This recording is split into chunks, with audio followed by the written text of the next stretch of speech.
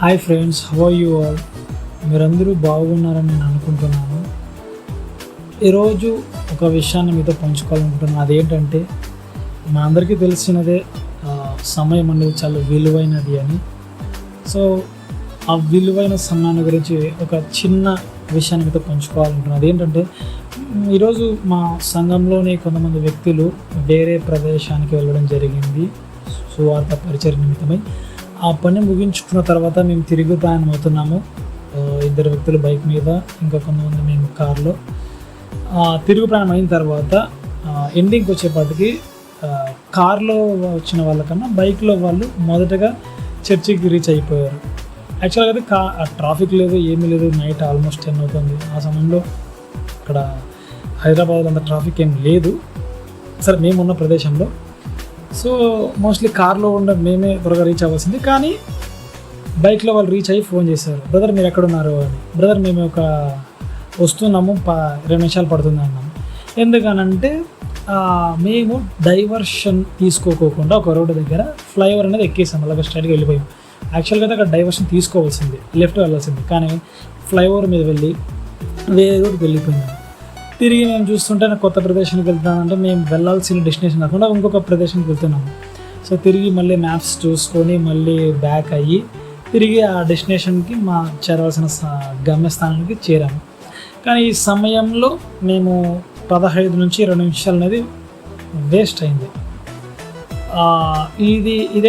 ఇదే సిచ్యువేషన్ మన ఆత్మీయ జీవితంలో కూడా అనువదించుకుంటే, కొన్నిసార్లు మనం సరైన నిర్ణయాలు తీసుకోకుండా మన సొంత నిర్ణయాలను బట్టి కానీ, సొంత ఆలోచనలను బట్టి కానీ, దేవుణ్ణి కాదని చెప్పేసి వేరే దారిలోకి వెళ్ళిపోతుంటాం. ఎట్లయినా తిరిగి ఆయన దగ్గరికి రావాల్సిందే, వస్తాం. కానీ ఆ క్రమంలో వేరే దారిలో వెళ్తూ దేవునికి దూరంగా ఉంటూ దేవుని దగ్గర పొందుకోవాల్సిన ఆనందం, ఆదరణ అవన్నీ మన సొంత నిర్ణయాలను బట్టి పోగొట్టుకొని ఈ లోకానుసారంగా జీవిస్తుంటాం. కానీ తిరిగి మనము దేవుని దగ్గర రావడానికి ఆ సమయం ఉందే, ఈ సమయాన్నంతా ఆల్రెడీ వృధా అయిపోయి ఉంటుంది. ఏదైనా అంటారు కదా, చేయవలసిన సమయంలో చేస్తే ఆ ఫలితం ఎలా ఉంటుంది.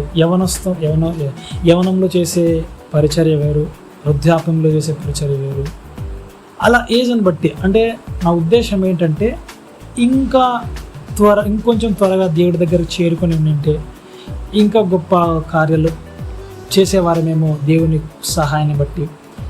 సో అలాగున ఈ జర్నీలో మేము ఈరోజు అయితే ఏ విధంగా అయితే ఒక 15 నుంచి 20 నిమిషాలు డిలే అయ్యిందో, సమయంలో మామూలుగా అయితే ఫైనల్ అయితే రీచ్ అయినాం.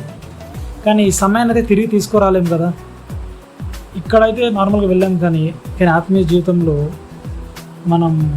దేవుడు మన పట్ల తలంచిన తలంపులు అవి ఆలస్యం అవుతున్నాయి. ఎందుకంటే మనం వెళ్ళిన దారి తప్పిపోయినాం.